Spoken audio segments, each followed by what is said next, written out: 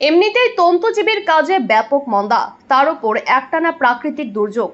সংসার চালানোর তাগিদে এবার মাছ ধরার জাল তৈরির কাজ বেছে নিল নদিয়ার শান্তিপুর বেলঘরিয়া ২ নম্বর পঞ্চায়েতের গবারচর এলাকার একাধিক তন্তুজীবী শ্রমিক।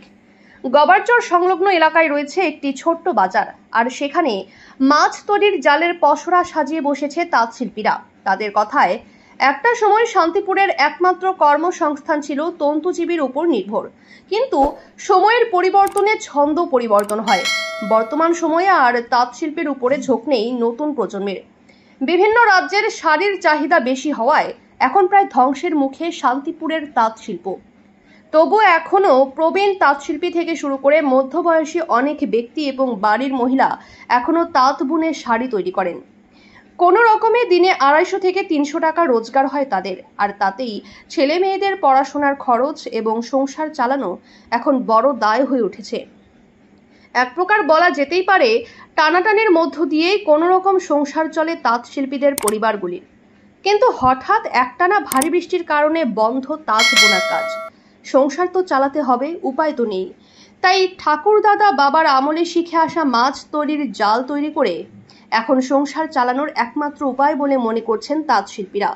যদিও ভাগীরথী নদীর তীরবর্তী এলাকা গবারচর, এই গ্রামে প্রায় ৩,০০০ পরিবারের বসবাস।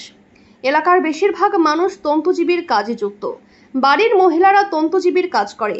পরিবারের বেশিরভাগ সদস্য কিছু না কিছু কাজের সাথে যুক্ত হয়ে কোনো রকম সচ্ছলভাবে সংসার চলত, কিন্তু প্রাকৃতিক দুর্যোগ এখন ঠেলে দিয়েছে জাল তৈরির কাজে। বসবাসকারীরা জানাচ্ছেন, কিছু তো করতে হবে, না হলে কিভাবে চলবে আমাদের। জাল বিক্রি করেন? সারা বছরই বিক্রি, কিন্তু জালের সম্পর্ক হচ্ছে জলের সাথে। এই একটু বৃষ্টি হয়েছে, তাই মোটামুটি আমরা জালগুলো বের করেছি, এমন কাস্টমার হচ্ছে না। নিজেরাই বানান জাল? আমরা নিজেরাই বানাই, লেবার দিয়েও বানাই। সময়তে যখন মার্কেটে টান হয় তৈরি করে রেখে দিই। আগে কি করতেন? আমরা তাঁতের কাজ করি, কিন্তু তাঁতের বাজার খুব খারাপ। তাঁতের যা মজুরি, তাতে মানুষের পেটের ভাত হচ্ছে না। তার জন্যে মানে জালের লাইনটা আমরা ভেবেছিলাম এতে কিছু উপার্জন হবে, কিন্তু সেটাও বাজার খুব খারাপ। কারণ কাস্টমারের থেকে বিক্রি করার লোক বেশি হয়ে গেছে মার্কেটে। আপনারা জাল কি বাইরেও পাঠান? না, আমরা জাল বাইরেও পাঠাই। আপনাদের নিউজের মাধ্যমে আমরা সর্বস্তরের মানুষকে এবং বাংলার মানুষকে, বাইরের মানুষের কাছে আবেদন রাখছি, যদি কোনো পাইকার এবং যারা জাল নিয়ে কারবার করে, মাছ ধরে, যারা দোকানে বিক্রি করতে চায়, আমাদের সঙ্গে যোগাযোগ করলে অনলাইনের মাধ্যমে তাদের কাছে আমরা জাল। আপনার নাম? তুষার মিত্র। জায়গাটার নাম কি? শান্তিপুর গবারচর।